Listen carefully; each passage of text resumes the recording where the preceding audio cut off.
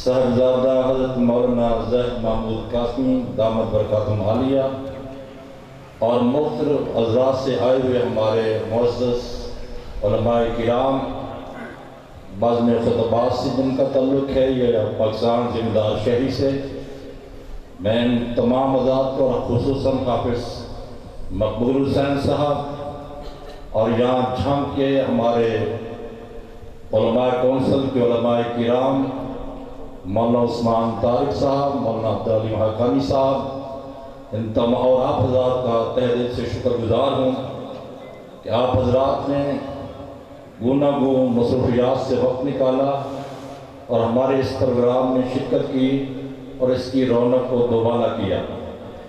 हमारे इस प्रोग्राम का जो नाम है वो खिलाफत व शहादत इमाम हुसैन रज़ी अल्लाह तआला अन्हु है। तो सामईन मोहतरम में 2-4 मिनटों में सिर्फ इस उन्वान का तारुफ करवाना चाह रहा हूँ कि हम मुसलमान हैं और इस्लाम हमारा दीन है।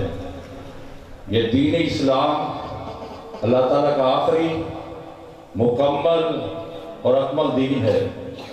ये दीन फितरत है। इसकी जुमला तालीमात हमारी तबीयत, मिजाज और नफ्सियात के ऐन मुताबिक हैं। इस्लाम एक अकली दीन है। इसकी तमाम उसूल और ज़ाब्ते, इसके तमाम अहकाम और मसाइल अक्ल सलीम के ऐन मुताबिक हैं। इस्लाम का कोई एक मसला भी ऐसा नहीं जो अक्ल के ख़िलाफ़ हो। अगर बिलफर्ज इस्लाम की कोई बात अक्ल के ख़िलाफ़ होती तो अल्लाह ताला कुरान मजीद में हमें अफला ताक़िलून कह के चैलेंज न देते। कुरान मजीद में ताक़ुल, तदब्बुर और तफक्कुर की जो दावत है, ये दलील है इस बात की कि इस्लाम एक अक़ली दीन है और ये एक आसान तरीन दीन है। ये इत्तदाल और अदल का दीन है। ये प्यार और मोहब्बत का दीन है। ये अख़ुवत और मुसावात का दीन है। और दीन इस्लाम जिस निज़ाम में सियासत को प्रमोट करता है या जिसका आलमबरदार है उसका नाम खिलाफत है। और ये कुरान और हदीस से इसका नाम खिलाफत ही रखा गया।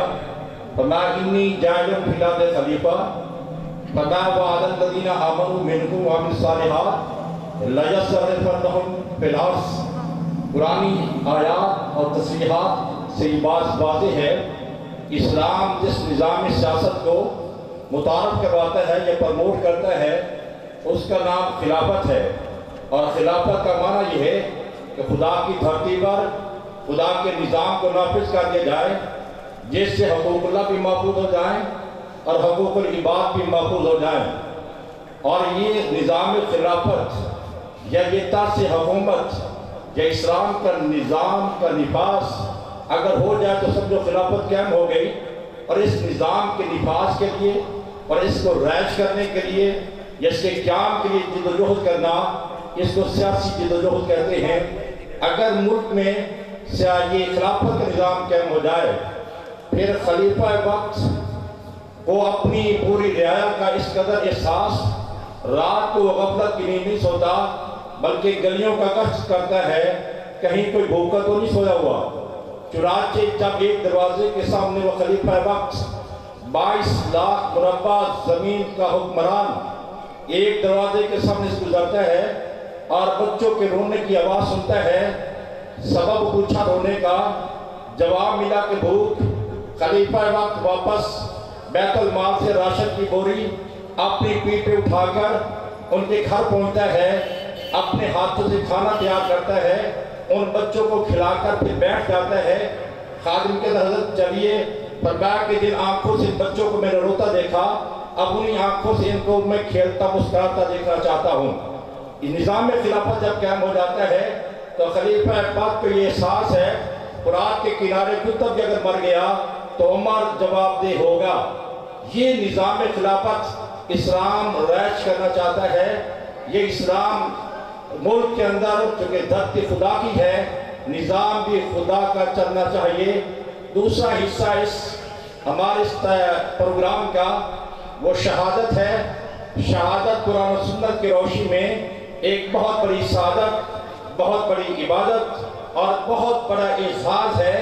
قرآن مجید میں فرمایا گیا وَلَا تَقُولُوا لِمَن يُقْتَلُ فِي سَبِيلِ اللَّهِ أَمْوَاتٌ، جو لوگ اللہ کی راہ میں قتل ہو جائیں انہیں مردہ نہ کہو، بل احیاء وَلَٰكِن لَا تَشْعُرُونَ، وہ زندہ ہیں مگر تمہیں ان کی زندگی کا احساس و ادراک نہیں ہے۔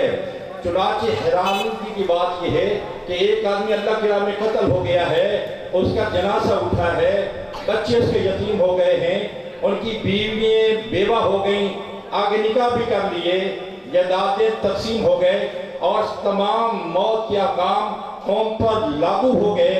اس کے باوجود قرآن کہتا ہے ان کو تو مردہ نہ کہو۔ اس کا کیا معنی بنتا ہے؟ علماء نے لکھا اس کا معنی یہ ہے بے شک وہ قتل ہوئے ہیں اور قبروں میں ان کو دفن کیا گیا ہے، لیکن تم احتراماً اکراماً توقیراً ان کو شہید ہو گیا کہو، لفظ مردہ ان کے لیے تم استعمال نہیں کر سکتے۔ جب بھی ان کا نام آئے اور وہ شہید ہو گیا ہے، اور حدیث پاک میں آتا ہے کہ شہید کے بدن کا قطرہ، خون کا قطرہ زمین پہ بعد میں گرتا ہے، بخشش پہلے ہو جاتی ہے۔ چنانچہ اس احادیث کی روشنی میں علماء نے نئے نئے مسائل پر استفاد کیا، اور یہ بات اپنی جگہ پہ متفق نہ رہے کہ شہید جو اللہ کے راستے میں قتل ہوا اور اس کو غسل دینے کی حاجت نہیں اور اس کو کفن دینے کی حاجت نہیں، خون میں لتھڑے ہوئے کپڑوں کے ساتھ اور خون میں لت پت اسی جسم کے ساتھ اس کو دفن کر دیا جائے۔ باقی مزید یہ مسئلہ زیر بحث آیا کہ جنازہ بھی شہید کا پڑھیں یا نہ پڑھیں، چنانچہ علماء شوافع کہتے ہیں اس کا جنازہ پڑھنے کی بھی حاجت نہیں، جنازہ بخشش کی دعا ہے اور یہ ویسے بخشایا ہے، لہذا جنازے کی حاجت نہیں۔ مگر علماء احناف کہتے ہیں کہ ہم اس کا جنازہ پڑھیں گے تاکہ شہید کی برکت سے ہماری بخشش ہو جائے۔ تو سامعین محترم، شہید کے بارے میں حدیث میں یہ بھی آیا کہ ان کے جسم، بلکہ 3 ایسے طبقے ہیں یا 3 ایسے اشخاص ہیں جن کے مرنے کے بعد اور قیامت تک ان کے جسم قبر میں محفوظ رہتے ہیں۔ ایک حافظ قرآن جو بعمد ہے، اور دوسرا وہ شخص جو اللہ کی رضا کے لیے اذان کہتا ہے، اور تیسرا شہید کہ جب وہ مرتا ہے اور اس کا کفن بھی میلا نہیں ہوتا، اس کا جسم قبر میں محفوظ رہتا ہے۔ اس لیے بتایا گیا یہ زندہ ہیں اور ان کی زندگی کا تمہیں احساس اور ادراک نہیں ہے۔ تو آخر میں امام علی مقام حضرت امام حسین رضی اللہ تعالیٰ عنہ کو اور ان کے تمام آوان انصار رفقاء کو جنہوں نے کربلا کے اندر جام شہادت نوش کیا، میں ان کو خراج عقیدت پیش کرتا ہوں، میں ان کو سلوٹ کرتا ہوں۔ اور یہ عنوان اس لیے رکھا گیا انشاءاللہ العزیز ہم جذبہ حسینی لے کر خلافت کے نظام کے قیام کے لیے میدان عمل میں اتر رہے ہیں، اور یا پھر قیام خلافت ہو جائے گا، یہ انجام شہادت ہوگا۔ وما علینا الا البلاغ۔ اب بلا تاخیر آپ سے مخاطب ہوتے ہیں ہمارے ایمان معظم صاحبزادہ اور یہ سفیر امن حضرت مولانا ظاہر محمود قاسمی دامت برکاتہ عالیہ، تشریف لاتے ہیں آپ سے۔